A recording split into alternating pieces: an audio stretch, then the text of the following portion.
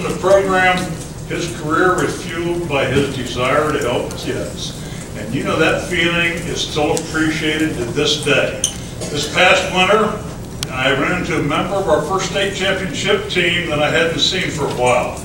We talked, and the sports news of the day dealt with the NFL and concussions. As we discussed that, the player said, we were fortunate that we not only had good equipment, we had Doc Portolese. He said, man, did he take good care of us. And that he did.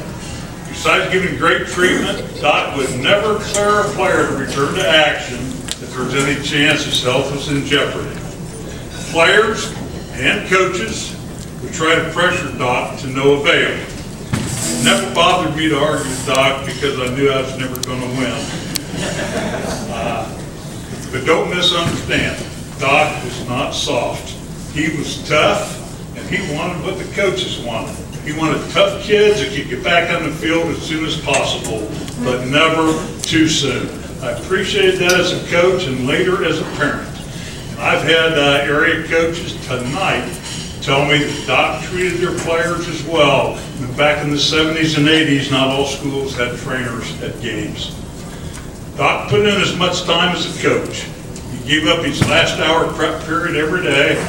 Many players had last hour study hall and they'd come in for treatment or for early taping. He came in on Saturday morning before the coaches, and many times he was still there when we left. I never had a coaching staff picture that did not include Doc.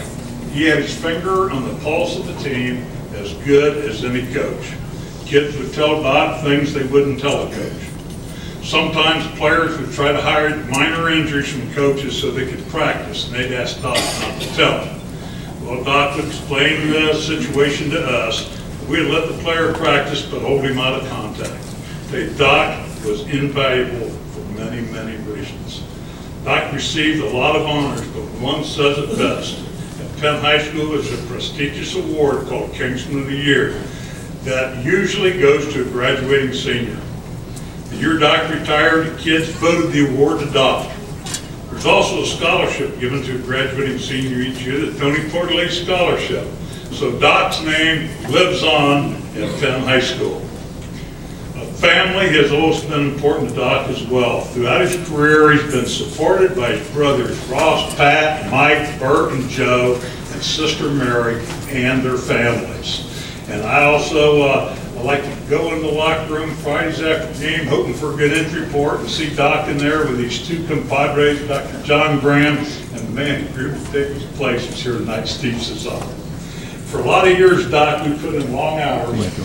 That sounds like drudgery, but it wasn't. We had a lot of fun. I think we laughed every day. I got one little story to tell about Doc, and he's a miracle man. He said, Doc, we need him. Get him ready. We played at Warsaw, and this is back in our first state championship year. This was a cluster game for you young guys who just know the tournament as being an all-skate. You used to have to play your way into the tournament.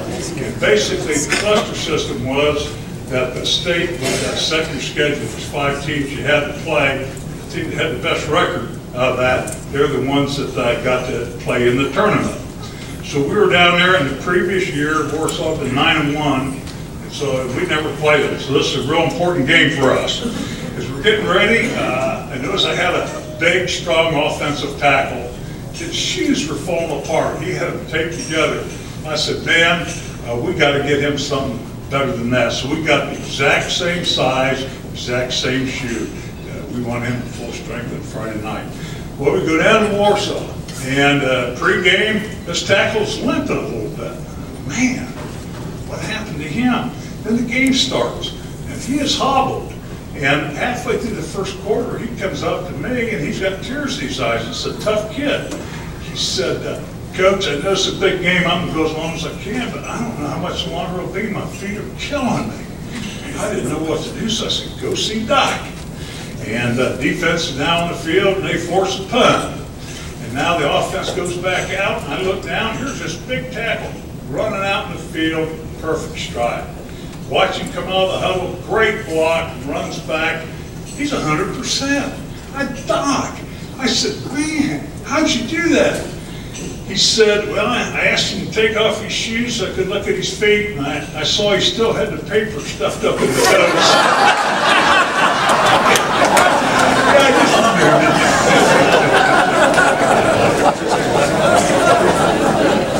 I present to you a man who has served his profession, his community, his school, the youth of not only his school, but all of Michiana, with great distinction and success. A real-life godfather. He's the godfather of my oldest son, Tim. A great man, great friend, a Penn High School legend, Hall of Famer, Tony Doc Portolese.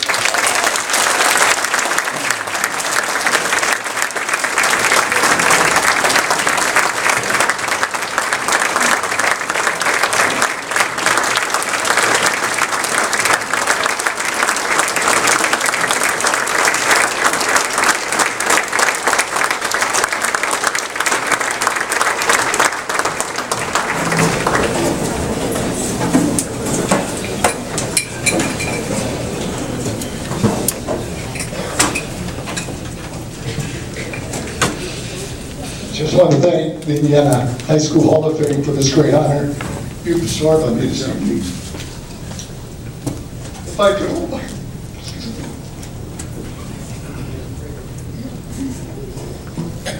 I'm honored. You know how much this means to me. It's an award which I've never expected in a lifetime. He's told me that I will be inducted. My back just froze up. I couldn't believe it. And I am about to do that with Coach Giesman, two great friends. I'm honored and humbled that I can share this award with my friends, with my family, and my athletes, and everybody else. In all the years I've been at Penn, 39 of them were great years. It started out real slow. And 54 years ago, I was hired as a woodshop teacher at Penn High School. The school was kind of halfway completed. We worked around the construction people. And at night we'd be working in the shops. And one night, the late Dale O'Connell and the late Bob Brady, basketball coach, came into my room. And they found out that I was a manager at Mishawaka High School for 3 years. And a couple of years down Ball State. They asked me what I'd help out, Cape and ankles. Well, we all had to give some free work, so I donated my time. I said, I'll help you out. I saw how much I could do for you. But I walked in that training room where we were lucky we had 2 cases of tape, a few little gauze, and a little bit of methylate and things like that. If all the years were going by, we became better and better. In fact, when I left, we probably had one of the best training rooms in the state. We had 3 trainers in there at all times. We had a doctor. Our 3 trainers were myself, Steve Cezanne, and Dick Creed. They're professional people. When Chapter 9 came in, and I was running real, things are getting real tight. Chapter 9, if you don't remember, is the girls' athletics came in. And I was just, I was overwhelmed with work. I'd walk in that place and I'd come out soaked, trying to get these kids out within a half hour on the football field. I went and see my superintendent. I said, Dr. Spiker, I need help. And he said, what's the trouble? And I explained to him. I said, we got so many kids with these girls coming in and the boys, everybody wants to go out the first ones and I can't handle them. He says, well, let's hire somebody. He says, you know somebody? I said, yeah, I got one kid in mind. He said, is he a good man? Is he loyal? I said, yes, he is. He said, hire him. Without even asking his name, I hired Dick Creed. A couple years later on, as things going on there, Giesman came in. Our football staff was about like 40 kids, about all. That's about all. And all at once it jumped up to 100 kids. And there again, we was just flooded with work again. That training room was just packed every day. So I went to Dr. Spiker. I said, hey, we're getting real big in there. I need help. And he says, well, let's find somebody. That's when I hired a good friend of mine, a graduate of Penn High School. He was one of our managers. He was working with the Cleveland Indians baseball team. And I asked Steve if he'd like to join our staff. Well, Steve was a teacher, and I got him a job as a teacher, and then he joined my staff. I had one of the best staffs in the state of Indiana. I couldn't ask for any better. For all the years, I got to be thankful for my athletic directors, all the way from Will Jag, our first one, he passed away, up to Penn here. They were fantastic. They would do great work for us. And also my secretary, athletic secretaries, Chet Gilbert, who retired, and Sandy Heston, and Ben Kavashka out there. They're real good people. You know, it's kind of hard to work that many years at Penn High School and don't leave some great peaks.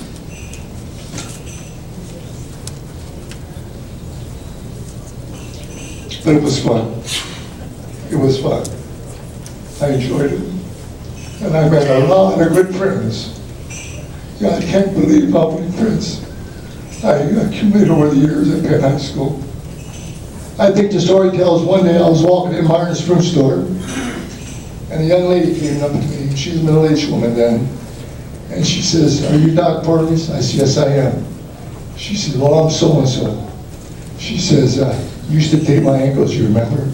I said, "I'm sorry to say it." I said, "I taped so many ankles." I said, "I don't know, that's I know if I seen your feet, I know who you are." She told me what her name was, and she wanted to thank me. She says, "You know," she says, "when I was teaching, when I was at Penn, because we really didn't thank you, but I'm sure you appreciate it for all the work you've done for me." And I said, "Well," as I says, "it was my help that I helped you do that there." And she says, "You know," she says, as she's walking away, she says, "Doc, I just want to say, we all loved you."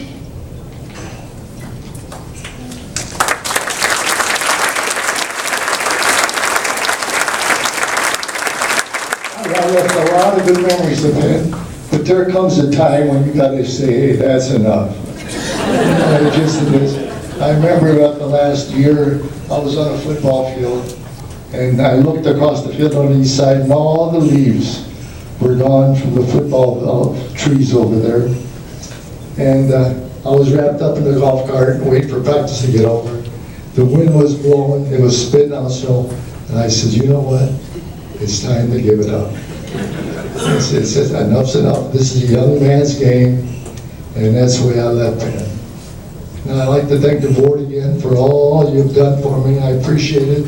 It's a memory that will go down until my lifetime. Thank you.